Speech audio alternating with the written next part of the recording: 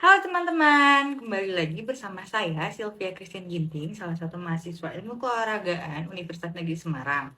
Nah, seperti video-video saya sebelumnya, video kali ini saya gunakan untuk memenuhi tugas mata kuliah komunikasi olahraga. Nah, dalam video ini saya akan membahas mengenai komunikasi. Konsep komunikasi telah ada sejak zaman purba, namun formalitas sebagai ilmu yang terpisah mulai berkembang pada tahun 1920-an dan 1930-an. Nah, pada tahun 1948, ilmuwan komunikasi bernama Wilbur Crumb mempublikasikan buku pertamanya tentang teori komunikasi yang membantu untuk memperkenalkan komunikasi sebagai bidang studi yang memiliki metodologi dan teorinya sendiri.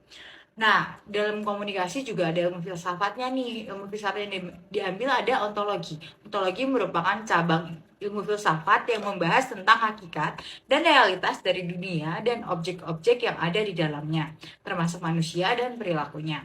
Dalam konteks komunikasi, ontologi membahas tentang apa yang benar-benar ada dan bagaimana objek-objek tersebut saling berinteraksi dan mempengaruhi satu dengan yang lainnya.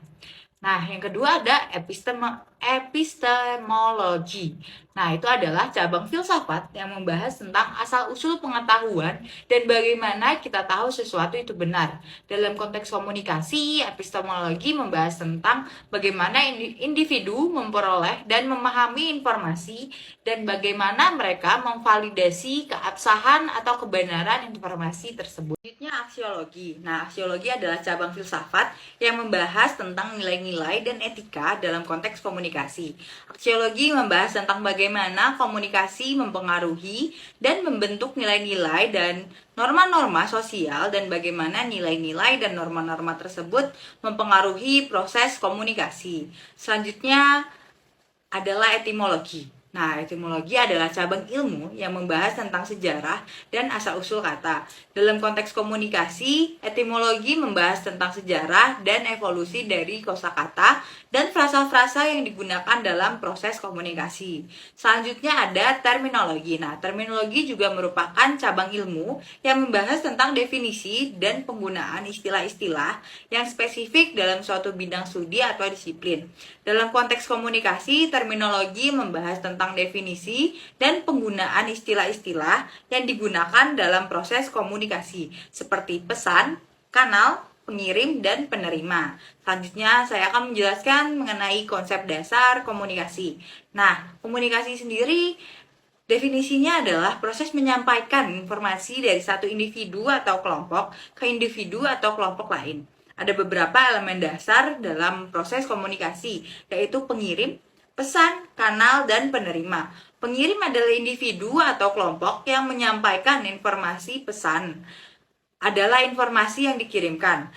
Kanal adalah cara atau media melalui mana informasi dikirimkan. Dan penerima adalah individu atau kelompok yang menerima informasi tersebut. Ada beberapa model komunikasi. Nah, di sini saya akan menjelaskan model komunikasi Laswell. Model komunikasi Laswell adalah sebuah model yang menjelaskan proses komunikasi dan bagaimana informasi diterjemahkan dari satu pihak ke pihak lainnya.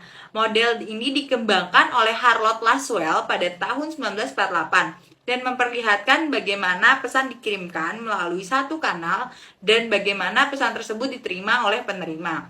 Model ini terdiri dari 5 elemen. Yang pertama adalah who atau siapa yang bertindak sebagai pengirim, says what atau apa yang dibicarakan sebagai pesan, lalu ada in which channel atau melalui kanal atau media apa pesan itu dikirimkan, lalu to whom atau kepada siapa pesan itu ditujukan atau dikirimkan, lalu with what effect, setelah menerima pesan itu efek apa yang terjadi oleh penerima atau pengirim.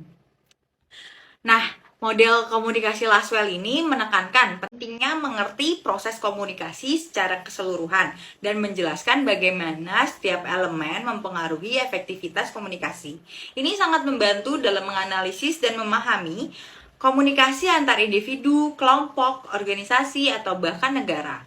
Nah, Tujuan komunikasi sendiri sangat bervariasi sesuai dengan situasi dan kondisi individu yang berkomunikasi. Beberapa tujuan umum dari komunikasi meliputi: yang pertama, ada menyampaikan informasi, menyampaikan fakta, ide, atau pendapat dari satu individu atau kelompok ke individu lain atau kelompok lain. Lalu yang kedua ada menjalin hubungan, membangun relasi dan mempertahankan hubungan interpersonal dan organisasi. Yang ketiga ada menyelesaikan masalah, misalnya mencari solusi atas masalah melalui proses komunikasi. Nah, yang ketiga ada meyakinkan orang lain, mencoba untuk mempengaruhi orang lain agar memikirkan atau bertindak sesuai dengan apa yang dikehendaki oleh pengirim. Nah, sampai sini aja teman-teman untuk penjelasan saya mengenai komunikasi. Dan jangan lupa untuk subscribe. Terima kasih.